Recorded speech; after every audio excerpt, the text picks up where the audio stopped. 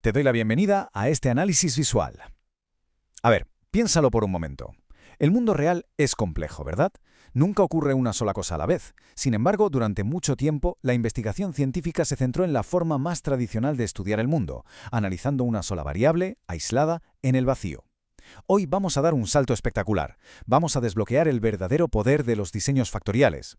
Esta es la metodología exacta que permite a los investigadores comprender la complejidad de nuestra realidad de una forma muchísimo más profunda y, francamente, más fascinante. Para que no nos perdamos, esta es la hoja de ruta que vamos a seguir hoy. 1. Veremos los fundamentos básicos. 2. Los efectos principales y de interacción. 3. Los tipos de diseños que existen. 4. Por qué esta metodología es tan ventajosa. Y 5. Un repaso final integrador para que todo quede clarísimo. Empecemos. Vamos directamente al bloque 1. Los fundamentos del diseño factorial. Fíjate en el contraste entre estos dos mundos, porque es clave para entender todo lo demás. A la izquierda tenemos el diseño unifactorial. Es muy sencillo, literal. Estudia una sola variable independiente. Es como intentar entender una receta probando solo la sal. Pero, como decíamos, la realidad rara vez funciona con una sola variable. Ahí es donde entra el lado derecho, el protagonista de hoy. Un diseño factorial estudia de manera simultánea dos o más variables independientes. Analiza cómo varios elementos influyen al mismo tiempo. Es decir, pasamos de ver el mundo por una mirilla a abrir la puerta de par en par.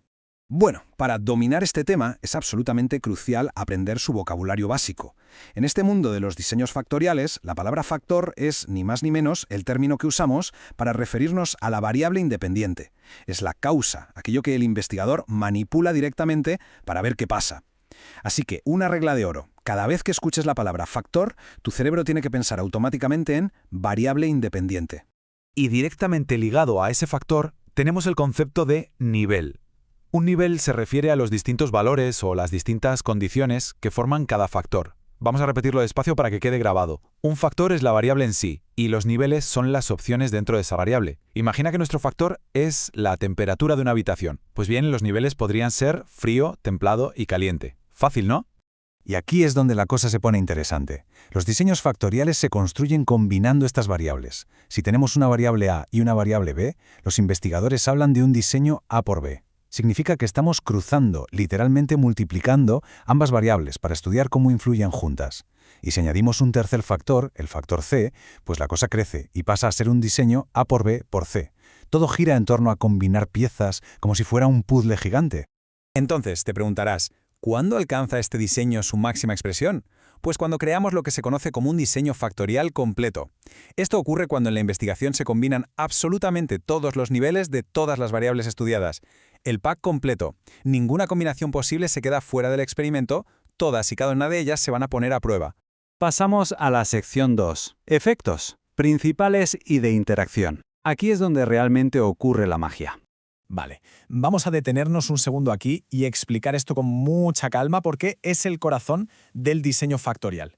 El efecto principal es lo más intuitivo. Es el impacto directo y aislado de una sola variable sobre la conducta que estamos estudiando. Pero el efecto de interacción... El efecto de interacción es un cambio de las reglas del juego. Significa que el efecto de una variable se modifica por completo según los valores que tome otra variable distinta. En otras palabras, las variables dialogan entre sí y su impacto cambia drásticamente cuando están juntas. Para aterrizar este concepto, que suena súper abstracto, vamos a usar un ejemplo muy de andar por casa. Imagina un estudio que quiere medir el malestar físico con el que te despiertas por la mañana. El efecto principal 1 sería simplemente cuántas horas duermes. El efecto principal 2 sería la calidad o el precio de tu colchón. Pero fíjate bien, el efecto de interacción nos contaría algo fascinante. A lo mejor, dormir solo 4 horas te genera un dolor de espalda terrible si estás en un colchón barato, pero sorprendentemente, ese mismo dolor casi desaparece si duermes esas mismas 4 horas en un colchón de lujo. El efecto de las horas de sueño cambia por completo, dependiendo del tipo de colchón que uses. Eso es una interacción. Y para ver cómo se estructura en la práctica este estudio del que hablamos, la matemática es súper básica. Tenemos el factor A, las horas de sueño, que tiene dos niveles, dormir 4 horas o dormir 8 horas. Por otro lado tenemos el factor B, el tipo de colchón, con 3 niveles, colchón de coste bajo, medio y alto. Si multiplicamos 2 por 3, obtenemos exactamente 6 condiciones experimentales distintas. Es así de metódico y estructurado. Vamos con la sección 3, tipos de diseños factoriales, porque no todos se organizan igual. Dependiendo de cómo los investigadores decidan agrupar a los participantes del estudio, nos encontramos con tres grandes familias: diseños factoriales intersujeto, diseños intrasujeto y los diseños mixtos. Vamos a desglosar cada uno de ellos poco a poco.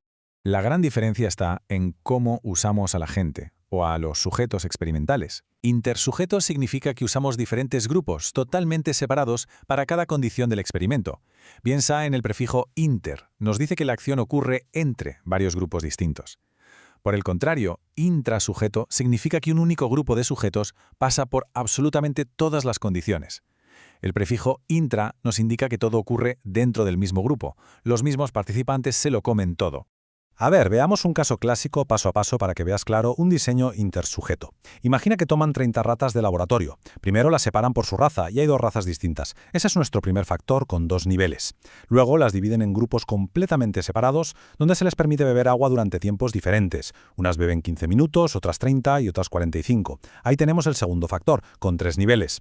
Finalmente meten a una rata extraña en la jaula y miden el nivel de agresividad. Como cada rata experimentó condiciones distintas y no se mezclaron, estamos ante un clarísimo diseño 2×3 intersujeto. Diferentes condiciones, diferentes ratas.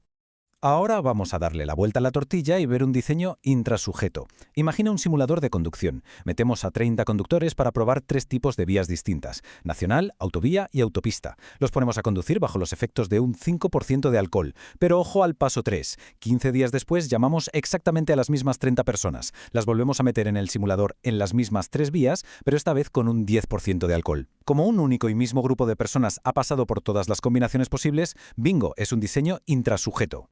Y como la ciencia es muy lista, a veces junta lo mejor de ambos mundos creando los diseños factoriales mixtos. En estos casos, la metodología se intercala en el mismo estudio. Es decir, algunos factores se aplican a grupos separados de forma intersujeto, mientras que otros factores se aplican a todos los participantes por igual de manera intrasujeto. Es una estrategia combinada súper potente para los investigadores. Llegamos a la sección 4, las ventajas. ¿Por qué nos complicamos tanto la vida con esta metodología? Bueno, la ventaja principal, sin ninguna duda, es que nos permite estudiar varias cosas a la vez y ver cómo interactúan. Es lo más parecido a cómo funciona el ser humano en la vida real. Además, son diseños súper eficientes. Consigues extraer una cantidad brutal de información utilizando a mucha menos gente, sobre todo en los diseños intrasujeto. Y si hablamos de estadística pura y dura, consiguen algo que a los investigadores les encanta: disminuyen muchísimo el margen de error, lo que hace que los resultados sean precisos y fiables de verdad.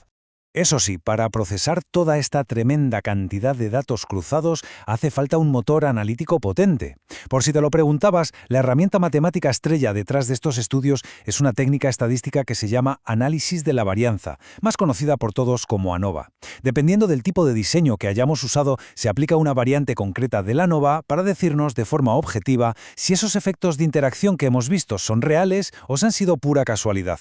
Y por fin, sección 5. Nuestro repaso final integrador. Vamos a atar todos los cabos. Vamos a repetirlo una vez más, porque estos son los 4 pilares que te tienes que llevar hoy. 1. Un factor es siempre nuestra variable independiente. 2. El tamaño del diseño se sabe simplemente multiplicando los niveles de cada factor. Acuérdate del ejemplo de 2×3 igual a 6. 3. Y el más fascinante, el efecto de interacción. Nos demuestra cómo el impacto de una variable puede cambiar totalmente dependiendo de otra, como pasaba con el sueño y el colchón. Y 4. Según cómo organicemos a la gente, los llamamos intersujeto, intrasujeto o mixtos. Y para terminar, quiero dejarte con esta reflexión. Piensa que la realidad a nuestro alrededor es multicausal. Nunca pasa una sola cosa aislada dentro de una burbuja. Entonces, ¿cómo crees que cambiaría nuestra forma de entender los problemas del día a día si empezáramos a pensar de forma factorial? ¿Qué pasaría si nos esforzáramos en ver cómo interactúan varias cosas a la vez, en lugar de caer en la trampa simplista de mirar los problemas de uno en uno? Es un cambio de mentalidad que sinceramente transforma cómo vemos la ciencia y cómo entendemos la vida. Muchísimas gracias por acompañarme en este análisis.